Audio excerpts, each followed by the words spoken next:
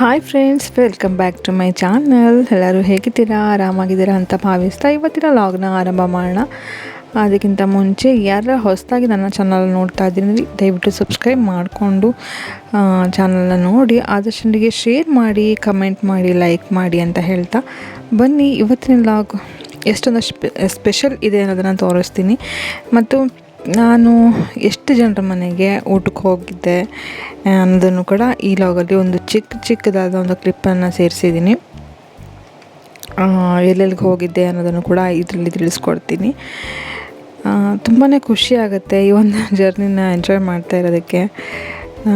ಎಲ್ಲರಿಗೂ ತುಂಬ ಖುಷಿ ಇದೆ. ನಾನಂತೂ ಸಿಕ್ಕಾಪಟ್ಟೆ ಎಂಜಾಯ್ ಮಾಡ್ತಾಯಿದ್ದೀನಿ, ಹಾಗೆ ಆರಾಮ್ ಕೂಡ ಇದ್ದೀನಿ, ಯಾವುದೇ ರೀತಿಯ ತೊಂದರೆಗಳಿಲ್ಲ. ಬನ್ನಿ, ಮೊದಲನೇದಾಗಿ ನಾನು ನಮ್ಮ ಅತ್ತೆ ಮನೆಗೆ, ಅಂದರೆ ನನ್ನ ಅಪ್ಪನ ಅಕ್ಕನ ಮನೆಗೆ ಹೋಗಿದ್ದೀನಿ. ನಮ್ಮ ಮನೆಗಿಂತ ಸ್ವಲ್ಪ ದೂರ ಆಗುತ್ತೆ, ಅಲ್ಲಿ ಹೋಗಿದ್ದೆ. ನಾನಿಲ್ಲಿ ನನಗೆ ಶಾಸ್ತ್ರ ಮಾಡಿರುವಂತಹ ಕ್ಲಿಪ್ಗಳು ಮಾತ್ರ ಹಾಕಿದ್ದೀನಿ.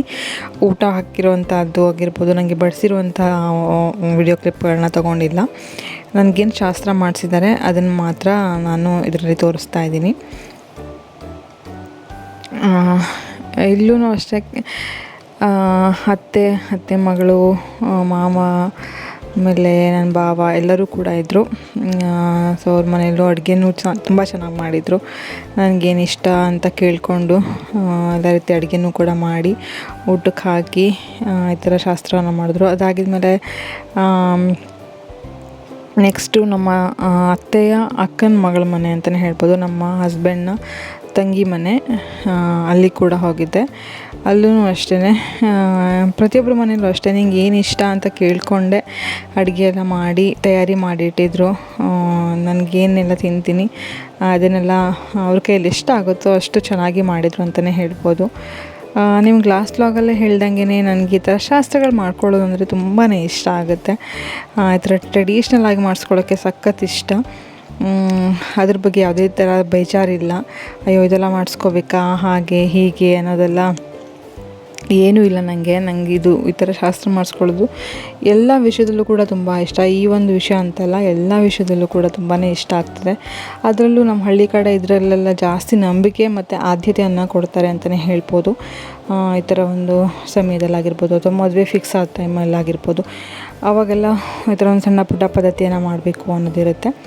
ಇದು ನನ್ನ ಫ್ರೆಂಡ್ ಮನೆ ಅಂತಲೇ ಹೇಳ್ಬೋದು, ಫ್ರೆಂಡ್ ಕಮ್ ರಿಲೇಟಿವ್ಸ್ ಅಂತಲೇ ಹೇಳ್ಬೋದು. ಅವ್ರ ಮನೆಯಲ್ಲೂ ಕೂಡ ಹೋಗಿದ್ದೆ. ಅವ್ರ ಮನೆಯಲ್ಲೂ ಅಷ್ಟೇ ಅದ್ಭುತವಾಗಿ ಅಡುಗೆ ಮಾಡಿದರು. ಅವಳಂತೂ ನನಗೆ ಏನೇನು ಬೇಕು ಬೇಡ ಅಂತ ತಿಳ್ಕೊಂಡು ತುಂಬ ಚೆನ್ನಾಗಿ ಅಡುಗೆ ಮಾಡಿದ್ಲು ಅಂತಲೇ ಹೇಳ್ಬೋದು.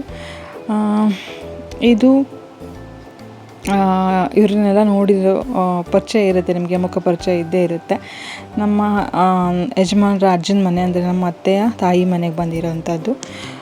ಎಲ್ಲ ದಿವಸದ್ದು ಕ್ಲಿಪ್ಗಳನ್ನ ಒಂದೊಂದಾಗಿ ಲಾಗ್ ಮಾಡ್ತಾ ಹೋದರೆ ನಿಮಗೂ ಕೂಡ ಬೋರ್ ಹೊಡೆಯುತ್ತೆ. ಸೊ ಹಾಗಾಗಿ ನಾನೇನು ಮಾಡಿದ್ದೀನಿ ಅಂತಂದರೆ ಎಲ್ಲ ಮನೆಯದ್ದು ಕೂಡ ಈ ಥರ ಶಾಸ್ತ್ರಗಳನ್ನ ಮಾಡಿರುವಂತಹ ಪುಟ್ಟ ಕ್ಲಿಪ್ಗಳನ್ನ ತೊಗೊಂಡು ಆ್ಯಡ್ ಮಾಡಿದ್ದೀನಿ. ನೋಡೋಕ್ಕೂ ಖುಷಿ ಅನಿಸುತ್ತೆ, ಹಾಗೆ ನಿಮಗೂ ಕೂಡ ಬೇಜಾರು ಅನಿಸೋದಿಲ್ಲ ಅನ್ನೋ ಸಲುವಾಗಿ ತುಂಬ ಚೆನ್ನಾಗಿ ಶಾಸ್ತ್ರಗಳನ್ನ ಮಾಡ್ತಾರೆ. ಒಂದೊಂದು ಕಡೆ ಒಂದೊಂದು ಥರ ಶಾಸ್ತ್ರ ಇರುತ್ತೆ. ಆಲ್ಮೋಸ್ಟ್ ಈ ಒಂದು ಬೈಕೆ ಊಟಕ್ಕೆ ಕರೆದಾಗ ಒಂದು ಥರ ಶಾಸ್ತ್ರಗಳಿರ್ತವೆ. ಒಂದು ಕಡೆ ಆರತಿ ಮಾಡುವಂಥದ್ದು ಇರುತ್ತೆ, ಇನ್ನೊಂದು ಕಡೆ ಆರತಿನ ಮಾಡೋಲ್ಲ, ಹೀಗೆಲ್ಲ ಇರ್ತದೆ. ಇನ್ನೊಂದು ಕಡೆ ಇಬ್ಬರನ್ನು ಕೂರಿಸಿ ಮಾಡ್ತಾರೆ, ಇಲ್ಲ ಒಂದೊಂದು ಕಡೆ ಈ ಥರ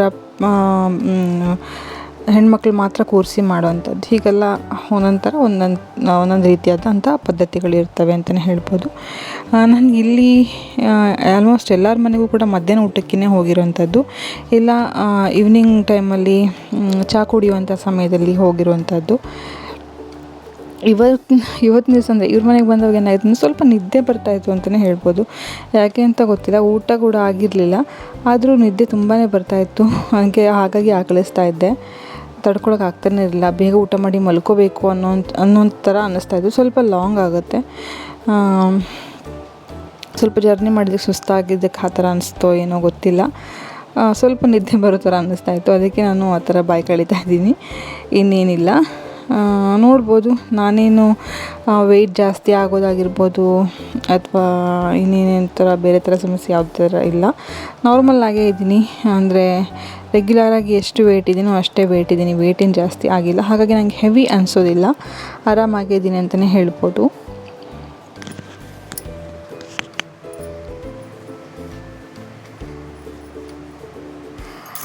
ಮಧ್ಯದಲ್ಲಿ ಕೆಲವೊಂದು ಮನೆಗೆ ಹೋಗಿರೋಂಥ ವೀಡಿಯೋಗಳನ್ನ ಮಾಡ್ಕೊಳಕ್ಕಾಗಲ್ಲ, ಮಾಡ್ಕೊಳಕ್ಕಾಗಲಿಲ್ಲ ನನಗೆ. ಯಾಕೆಂದರೆ ಲೇಟಾಗಿಬಿಡುತ್ತೆ ಹೋದಾಗ, ಟೈಮ್ ಇರಲಿಲ್ಲ, ಬೇಗ ಹೋಗಿ ಬೇಗ ಬರೋಣ ಅನ್ನೋ ರೀತಿಯಲ್ಲಿ ಹೋಗಿರ್ತೀವಲ್ಲ. ಹಾಗಾಗಿ ಇದು ಕೂಡ ನಮ್ಮ ಹಸ್ಬೆಂಡ್ ಚಿಕ್ಕಮ್ಮನ ಮನೆ, ಅಂದರೆ ನಮ್ಮ ಅತ್ತೆಯ ತಂಗಿ ಮನೆ ಅಂತಲೇ ಹೇಳ್ಬೋದು. ಇವ್ರ ಮನೇನ ಕೂಡ ನಾನು ಲಾಗಲ್ಲಿ ತೋರಿಸಿದ್ದೆ, ಒಂದು ಲಾಗ್ ಮಾಡಿದ್ದೆ ಕೂಡ, ಒಂದು ಪೂಜೆಗೇನೋ ಬಂದಾಗ ಅಲ್ಲೂ ಕೂಡ ಹೋಗಿದ್ವಿ.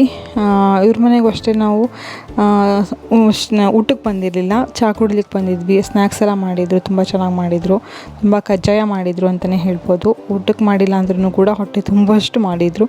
ನನಗೆ ಅಂತಲೇ ದೊಡ್ಡ ದೊಡ್ಡ ಚಕ್ಲಿ ಎಲ್ಲ ಮಾಡಿಟ್ಟಿದ್ರು ಮಾವ. ತುಂಬಾ ಖುಷಿ ಆಯಿತು.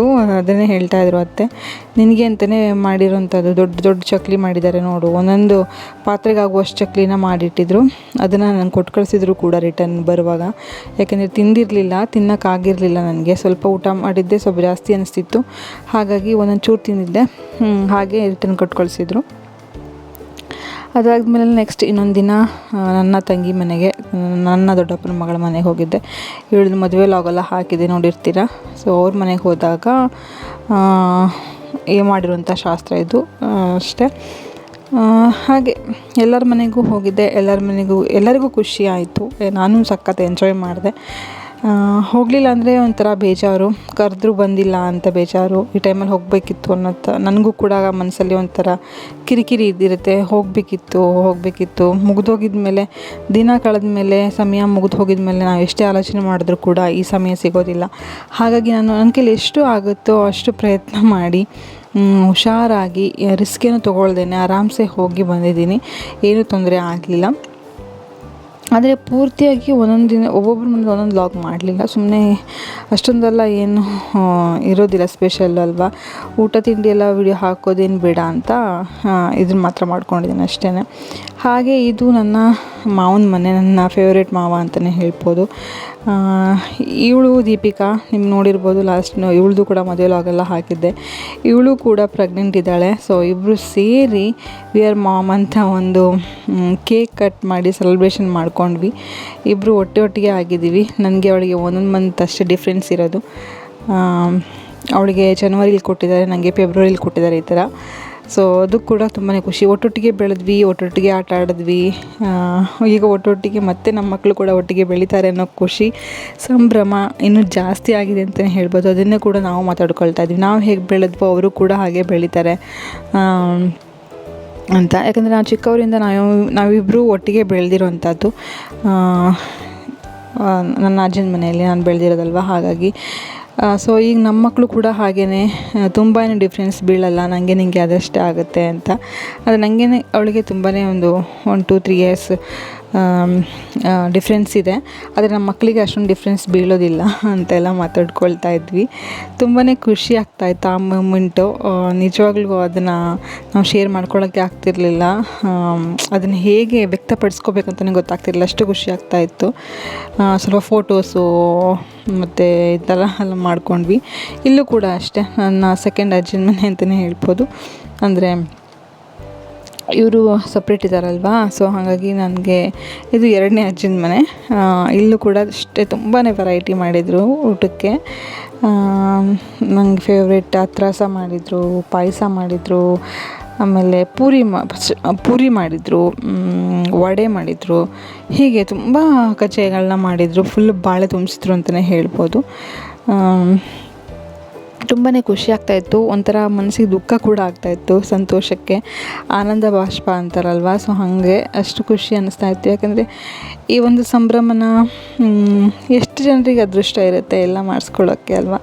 ಸೊ ಹಾಗಾಗಿ ನನಗಂತೂ ಸಖತ್ ಇಷ್ಟ ಆಯಿತು. ಎಲ್ಲರ ಕೈಯಿಂದನೂ ಈ ಥರ ಖುಷಿಯಾದ ಮಾತುಗಳನ್ನ ಹೇಳಿಸ್ಕೊಳ್ತಾ, ಹಾಗೆ ನನ್ನ ಪಾಪುಗೂ ಕೂಡ ಆಶೀರ್ವಾದ ಸಿಗುತ್ತೆ, ಖುಷಿ ಅನ್ನಿಸ್ತು. ನನಗೆ ಇದ್ರ ಬಗ್ಗೆ ಏನು ಹೇಳಬೇಕಂತಲೇ ಗೊತ್ತಾಗಲ್ಲ ಸ್ನೇಹಿತರೆ. ನಿಜವಾಗ್ಲೂ ಐ ಆಮ್ ಸೋ ಲಕ್ಕಿ ಅಂತ ಅನಿಸುತ್ತೆ ಈ ವಿಷಯದಲ್ಲಿ.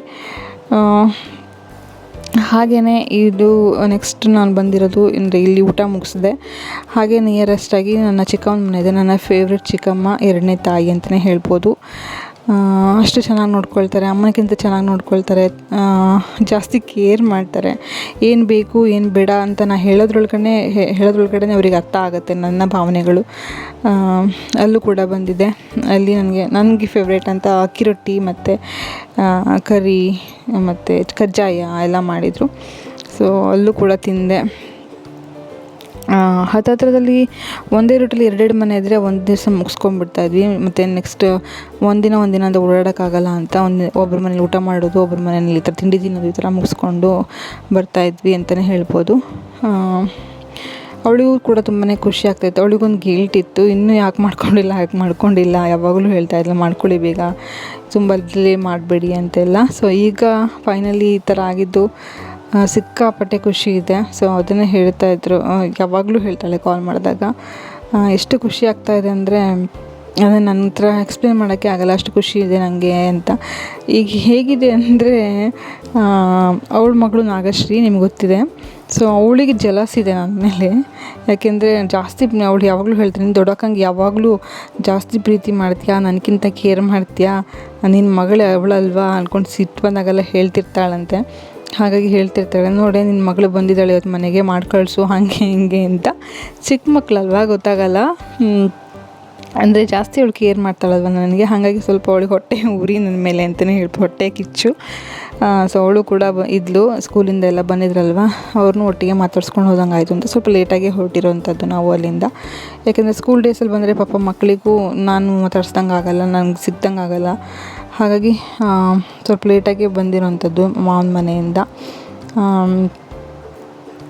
ಅಂದರೆ 4 ಗಂಟೆ ನಂತರ ಬಂದರೆ ಮಕ್ಕಳು ಸಿಗ್ತಾರೆ ಅನ್ನುವಂತಹ ಒಂದು ಉದ್ದೇಶದಿಂದ ಸ್ವಲ್ಪ ಲೇಟಾಗಿ ಬಂದ್ವಿ ಇಲ್ಲಿಗೆ. ಮಳೆ ಕೂಡ ಇತ್ತು ಅವತ್ತಿನ ದಿವಸ. ಹಾಗಾಗಿ ನೋಡ್ಬೋದು, ಈಗ ನಾಗಶ್ರೀ ಕೂಡ ನನಗೆ ಹಚ್ಚಬೇಕು ಅಂತ ಅರಿಶಿನ ಕುಂಕುಮ ಈ ಥರದ್ದೆಲ್ಲ ಹಚ್ಚಿ ಇದು ಮಾಡ್ತಿದ್ದಾಳೆ.